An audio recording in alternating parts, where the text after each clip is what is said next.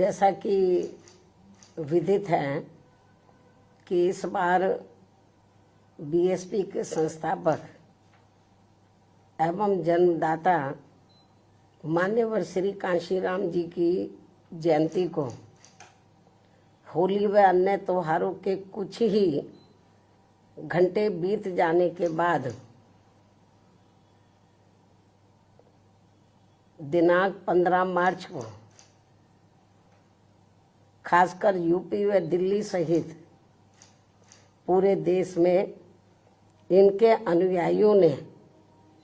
अपार संख्या में इकट्ठा होकर इसे विभिन्न स्तर पर मनाया है और अपने श्रद्धा सुमन अर्पित किए हैं, जिसके लिए पार्टी उनकी अति आभारी है। साथ ही होली सहित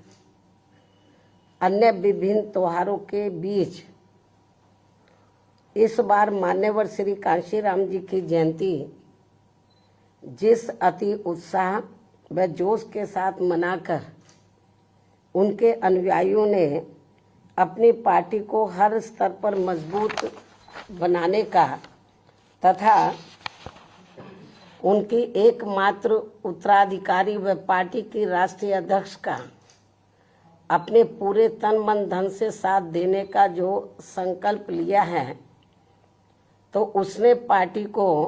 मजबूती देने के लिए मेरे हिम्मत व हौसले को कई गुना और ज़्यादा बढ़ा दिया है, जिसे मैं अभी तक की तरह आगे भी अपने जीते जी अपने व्यक्तिगत तथा भाई बहन व रिश्ते नातों आदि के स्वार्थ में कभी भी कमजोर नहीं पड़ने दूंगी। वैसे भी मेरे भाई बहन व अन्य रिश्ते नाते आदि मेरे लिए केवल बहुजन समाज का ही एक अंग है, उसके सिवाय कुछ भी नहीं है। इसके अलावा पार्टी व मूवमेंट के हित में बहुजन समाज के जो भी लोग अपनी पूरी ईमानदारी व निष्ठा से कार्य करते हैं, तो उन्हें पार्टी में जरूर आगे बढ़ने का मौका दिया जाएगा और इस मामले में मेरे रिश्ते नाते आदि भी आड़े नहीं आएंगे। यहाँ मैं सावधानी के तौर पर ये भी बताना चाहूँगी कि पिछले कुछ वर्षों से सत्ता व विपक्ष में बैठी सभी जातिवादी सांप्रदायिक व पूंजीवादी पार्टियां बीएसपी के विरुद्ध अंदर अंदर आपस में मिलकर बहुजन समाज की एकमात्र हितैषी पार्टी बीएसपी को किस्म किस्म के हथकंडों के जरिए इसे कमजोर करने की पूरी कोशिश में लगी है, क्योंकि यहाँ जातिवादी पार्टियों को खासकर सन 2007 में यूपी में बीएसपी का अकेले ही पूर्ण बहुमत के आधार पर सत्ता में आना अभी तक भी उनके गले के नीचे से कतई भी नहीं उतर पा रहा है और तभी से यहाँ सभी जातिवादी व खासकर दलित विरोधी पार्टियां किस्म किस्म के हथकंडे इस्तेमाल करके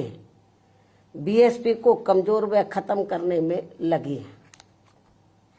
इसी प्रकार बाबा साहब डॉक्टर भीमराव अंबेडकर के जीते जी भी इन्हीं जातिवादी पार्टियों ने इनके कारवां को किस्म किस्म के हथकंडे इस्तेमाल करके उसे कमजोर व खत्म करने का पूरा प्रयास किया था, जिसे बाबा साहब ने व बाद में मान्यवर श्री कांशीराम जी ने भी इनके मंसूबों को पूरा नहीं होने दिया है। और अब मैं भी अपने बहुजन समाज के बलबूते पर इनके इस मंसूबे को किसी भी कीमत पर पूरा नहीं होने दूंगी। ये मेरा पार्टी के लोगों को वायदा है, जिसके लिए मुझे अपने बहुजन समाज का हर स्तर पर साथ मिलना भी बहुत जरूरी है। और अच्छी बात यह है कि बहुजन समाज पूरे तन मन धन के साथ अब मेरे साथ खड़ा है। अभी भी खड़ा है। इतना ही नहीं बल्कि दलित व अन्य उपेक्षित वर्गों के लोगों को ये मालूम है कि ये लोग यूपी में बीएसपी की पूर्ण बहुमत की सरकार बनने से पहले यहाँ जातिवादी उच्च वर्गों के लोगों के सामने, यानी कि जो बहुजन समाज के लोग हैं, खास तौर से दलित वर्ग के लोग, यहाँ जातिवादी उच्च वर्गों के लोगों के सामने ना तो चारपाई पर बैठ सकते थे और ना ही उनके बराबर की कुर्सी पर भी बैठने की हिम्मत जुटा सकते थे। लेकिन सन 2007 में बीएसपी की अकेले पूर्ण बहुमत की सरकार बनने के बाद से ये सब अब काफी कुछ बदल गया है। अब ये लोग उनके बराबर में चारपाई व कुर्सी आदि पर भी पूरे सम्मान के साथ बैठ सकते हैं। ये जो बहुजन समाज के लोग हैं, यही है वास्तव में यहाँ सही सामाजिक परिवर्तन। यही है वास्तव में यहाँ सही सामाजिक परिवर्तन, जिसे मेरे नेतृत्व में बनी बीएसपी की सरकार ने लाया है। लोग सामाजिक परिवर्तन की बहुत बात करते हैं, लेकिन उसको धरातल पे कभी उतारते नहीं हैं। लेकिन मेरे नेतृत्व में सन 2007 में जब अकेले पूर्ण बहुमत की सरकार बनी, तो इसे मैंने धरातल पे उतारा है, जिससे यहाँ यूपी में हमारे संतों, गुरुओं व महापुरुषों का काफी हद तक सपना साकार हुआ है,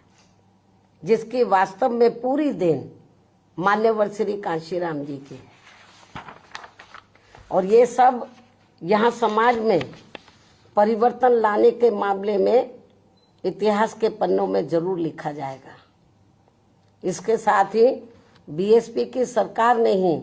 यहाँ यूपी में इन वर्गों के लोगों को, यानी कि बहुजन समाज के लोगों को काफी हद तक अपने पैरों पर खड़ा किया है। अपने संतों, गुरुओं व महापुरुषों को भी विभिन्न स्तर पर पूरा आदर सम्मान दिया गया है, जिसे लोग कभी भी नहीं भुला पाएंगे। लेकिन ये सब यहाँ सभी जातिवादी पार्टियों के गले के नीचे से अभी तक भी नहीं उतर पा रहा है। इसलिए अब वे इन वर्गों में से स्वार्थी किस्म के लोगों को आगे करके उनके जरिए विभिन्न नाम पर अनेकों छोटे छोटे संगठन व पार्टियां आदि बनवा के बीएसपी की इस ताकत को बांटकर इसे कमजोर करने में लगे, जिनसे बहुजन समाज के लोग जरूर सचेत रहें। यही समय की मांग है और यही पार्टी व मूवमेंट के हित में इनका सही कदम भी होगा, यदि हमारे लोग सचेत रहते हैं। इसके अलावा यहाँ मैं ये भी कहना चाहूंगी कि देश के प्रधानमंत्री बीच बीच में अपनी खुद की गरीबी का तो जरूर उल्लेख करते रहते हैं, लेकिन इन्होंने दलित व अन्य उपेक्षित वर्गों के लोगों की तरह यहाँ कभी भी कोई जातीय भेदभाव नहीं झेला है, जो ये सब हमारे संतों, गुरुओं व महापुरुषों ने समय समय पर झेला है, जिसे अभी भी इनके अनुयायी काफी हद तक झेल रहे हैं। इसलिए पार्टी के मिशनरी व परिपक्व लोगों से आज मेरी ये भी पुरजोर अपील है कि वे ये सभी जरूरी बातें अपने बच्चों व खासकर युवा पीढ़ी को जरूर हमेशा बताते रहें, जिनको तैयार करने की भी वास्तव में सही जिम्मेवारी इन्हीं लोगों की ही है। इस उम्मीद के साथ ही अब मैं पुनः होली आदि के त्योहारों के बीच में इस बार मान्यवर श्री कांशीराम जी की जयंती बड़े जोश व उत्साह के साथ मनाकर इनके अनुयायियों ने जो उनको अपना पूरा आदर सम्मान दिया है तथा मेरे साथ साथ इनके करोड़ों अनुयायियों का भी काफी हौसला बढ़ाया है, उन सभी का हार्दिक दिल से आभार प्रकट करते हुए अब मैं अंत में यही कहना चाहूंगी कि इस समय संसद सत्र चल रहा है, यह आप लोगों को मालूम है, जिसमें देश में आम जनहित के मुद्दों पर कम बल्कि अपने अपने स्वार्थ में राजनीति करने पर ज्यादा जोर दिया जा रहा है, जो ये अति चिंता की बात है। साथ ही पिछले कुछ समय से वक्फ बोर्ड पर भी सत्ता व विपक्ष द्वारा जो राजनीति की जा रही है, तो ये भी अति चिंता की बात है। और यदि ये मामला समय रहते आम सहमति से सुलझा लिया जाता तो ये ज्यादा बेहतर होता। केंद्र सरकार इस मामले में जरूर पुनर्विचार करे, सोच विचार करे। ये भी हमारी पार्टी की केंद्र सरकार से पुरजोर अपील है। इस उम्मीद के साथ ही अब मैं अपनी बात यहीं समाप्त करती हूँ। धन्यवाद। जय भीम व जय भारत।